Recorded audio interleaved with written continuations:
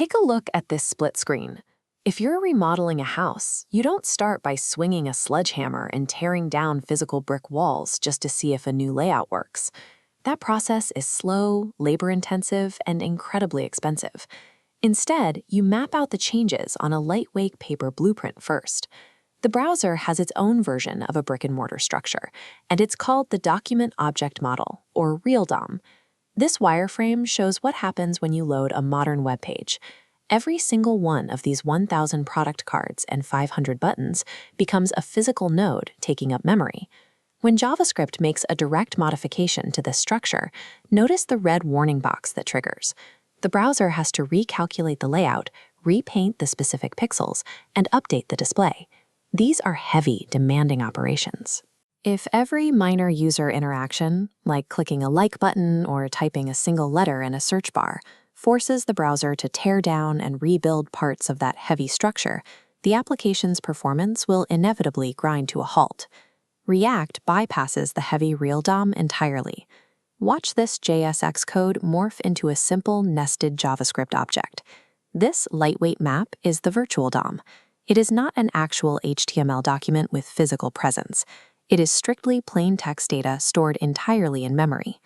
Because this structure is just raw JavaScript data, React can read and update it thousands of times a second without triggering a single expensive visual layout recalculation in the browser. To see how React handles an update, let's trigger a state change. A user clicks a button to update a piece of text on the screen. Here is exactly how React responds. It instantly generates a completely new virtual DOM tree from scratch, representing the desired new state of the UI. Now we have two structures side by side, the old virtual DOM and the new virtual DOM. Next, React runs a strict comparative analysis between these two trees. Watch the spotlight scan down the lines. This side-by-side comparison process is called diffing. React is hunting for the exact difference between the previous state and the new state. Let's freeze the scan right here. Pause the video for a moment. Look closely at the data trees and try to spot the single difference before React's algorithm finishes. Diffing is the diagnostic tool that keeps React from guessing. By comparing the old and new memory maps, React pinpoints exactly which variable shifted, ignoring everything that stayed the same. If you spotted the text inside the H1 node, you got it. The spotlight locks on to that exact mismatch. The old tree says hello, and the new tree says hello React. Now React is finally ready to touch the real DOM. Follow the arrow. It bypasses the dense grid of untouched web page elements and swaps out only that specific text block on the live screen. This complete three-step pipeline, generating the new virtual DOM, executing the diffing comparison, and performing the isolated real DOM update, is called reconciliation.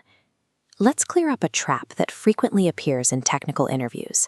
If you are asked, is the virtual DOM a copy of the real DOM? The answer is a firm no. As you can see, it is a lightweight JavaScript object living entirely in memory. Its entire purpose is to absorb the mathematical burden of calculating updates, keeping the browser safe from unnecessary layout repaints until the final minimal change is ready. Let's review the framework. Step 1. A state change occurs, like a click. Step 2. React drafts a blueprint, creating a new virtual DOM. Step 3. Diffing compares the blueprints. Finally, Step 4 applies only the exact elements that changed.